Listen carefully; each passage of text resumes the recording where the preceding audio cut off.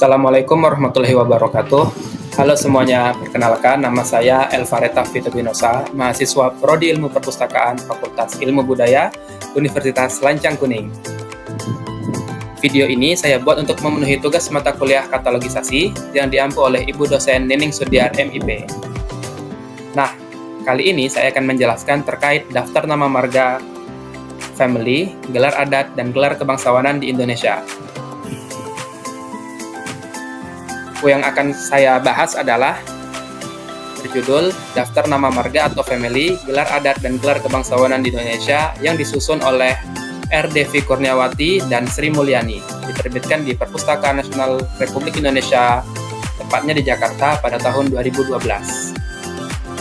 Buku ini disusun oleh Rahayu Devi Kurniawati dan Sri Mulyani adalah sebagai pedoman penting yang memberikan informasi mengenai nama marga, gelar adat, gelar kebangsawanan, bahkan gelar keagamaan di Indonesia.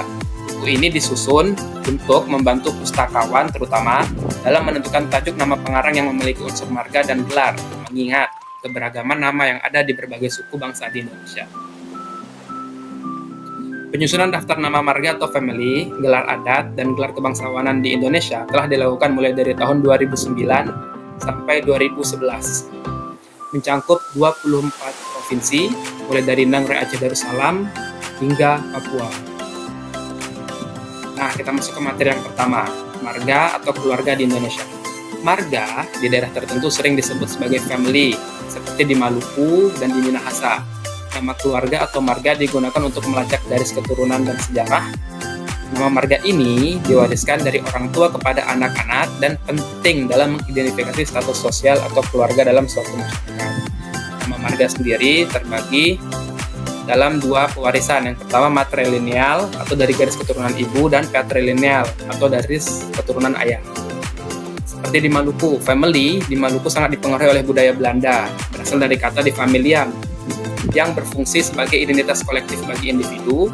Contohnya termasuk seperti Latu Konsina, Manuhutu, Hati Nasarani, dan Gueslau. Di Minahasa sendiri, masyarakat Minahasa juga menggunakan fam atau marga ini untuk menunjukkan garis keturunan mereka. Contohnya seperti Mandagi, Lasut, Paat, dan Supit. Nah, di materi yang kedua, yaitu gelar adat.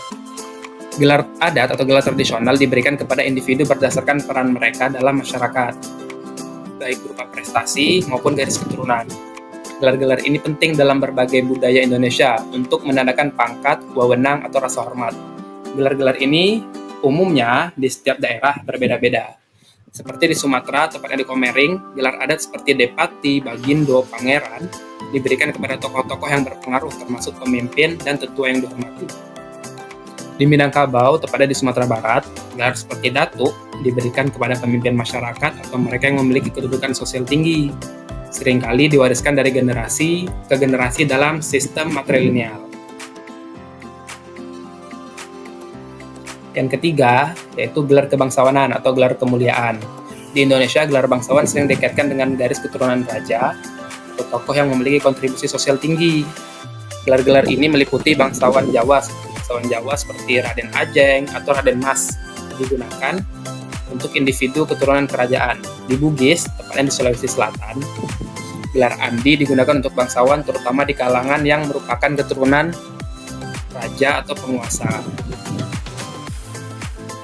Di Aceh, gelar bangsawan seperti Teku dan untuk pria dan Cut untuk wanita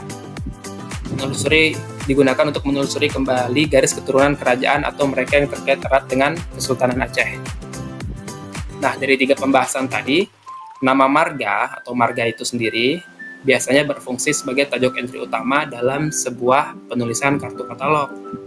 Sedangkan gelar, baik itu gelar kebangsawanan maupun gelar adat, ditambahkan sebagai entry sekunder. Nah, teman-teman bisa memperhatikan gambar ini, di mana di sebelah kanan nama marga seperti Anwar Nasution dalam penulisan tajuk entry utama sebuah katalog dibalik menjadi Nasution, Anwar. Alasannya akan kita bahas pada slide selanjutnya. Ada juga contoh seperti Edward Situmorang menjadi Situmorang Edward. Nah, untuk nama yang mengandung gelar keagamaan atau kebangsawanan bisa ditulis seperti berikut. Misal, sebuah karya yang ditulis oleh Haji Sirajuddin Abbas. Pada tajuk entry utama sebuah katalog ditulis menjadi Sirajuddin Abbas, Haji. Karena Haji ini gelar keagamaan, maka diletakkan di akhir. Begitu juga dengan Tengku Muhammad Daud Shah, ditulis menjadi Muhammad Daud Shah Tengku. Nah, berikut beberapa contoh. 1. Nama dengan marga atau family. Sebuah karya yang ditulis oleh Nurima Pohan dalam penulisan tajuk entry utama sebuah katalog, kita tuliskan Pohan, Nurima, karena Pohan ini berupa sebuah marga.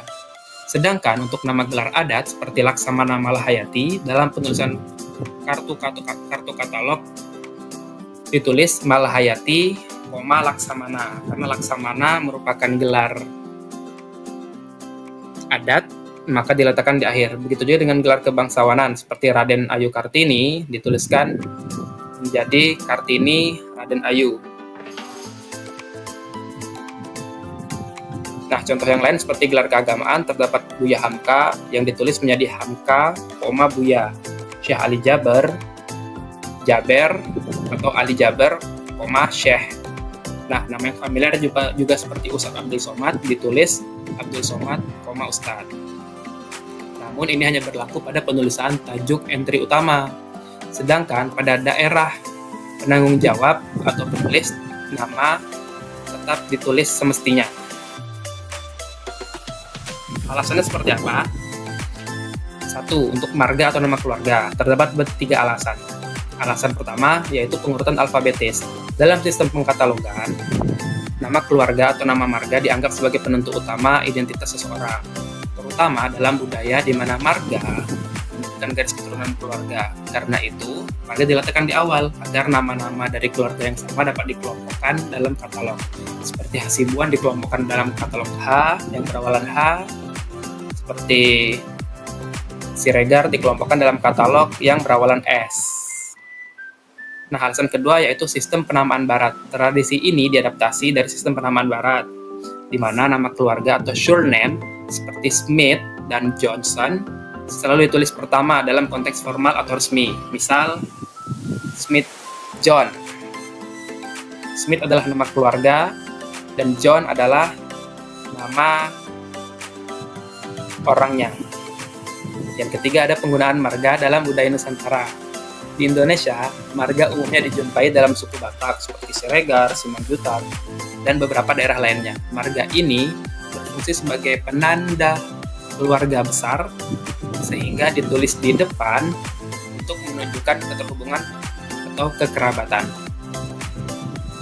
Nah, untuk gelar adat, kebangsawanan, dan keagamaan mempunyai alasan yang berbeda. Alasan pertama, kenapa penulisan gelar-gelar ini diletakkan di akhir dan diutamakan namanya?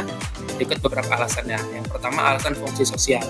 Gelar adat, kebangsawanan, dan keagamaan itu bukanlah bagian dari nama asli individu, tetapi merupakan tambahan yang mencerminkan status sosial, peran atau kehormatan yang diperoleh. Nah, karena gelaran sifatnya lebih personal dan dapat berubah, gelaran itu diberikan dan dapat ditarik kembali, maka namalah yang diletakkan sebagai tajuk entry utama di awal.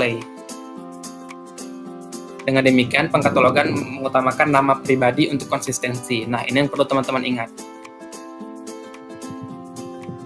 Alasan kedua, penguatan nama asli. Dalam sistem penamaan Indonesia dan beberapa negara lainnya, nama asli seseorang itu dianggap penting dalam katalog karena nama asli lebih tetap dan merupakan identitas inti seorang. Gelar, apapun gelarnya, itu hanya melengkapi identitas tersebut. Yang ketiga, sejarah dari praktik kolonial. Pada masa kolonial, administrasi awal Indonesia, banyak sistem pengarsipan mengadopsi praktik dari Eropa, di mana gelar-gelar kehormatan atau kebangsawanan ini tidak dimasukkan dalam urutan pengarsipan formal. Tujuan lainnya adalah pengurutan dan keseragaman. Yang pertama, untuk konsistensi dalam pencarian.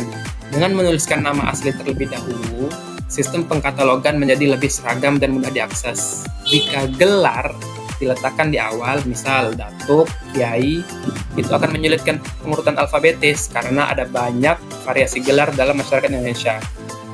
Yang kedua, mengelompokkan berdasarkan nama asli.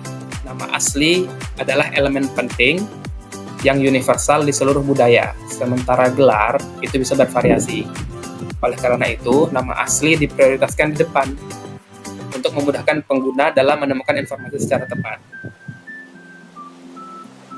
Nah, kesimpulannya, dalam penulisan kartu katalog sebagai wakil sebuah dokumen maupun karya, pada penulisan tajuk entry utama, untuk nama marga diletakkan di awal, lalu ditambah dengan tanda koma dan dilanjutkan dengan nama orang tersebut. Sedangkan untuk gelar adat, kebangsawanan, dan keagamaan terbalik, nama yang diletakkan lebih awal, lalu diberikan koma, dan dilanjutkan dengan gelar yang dia miliki.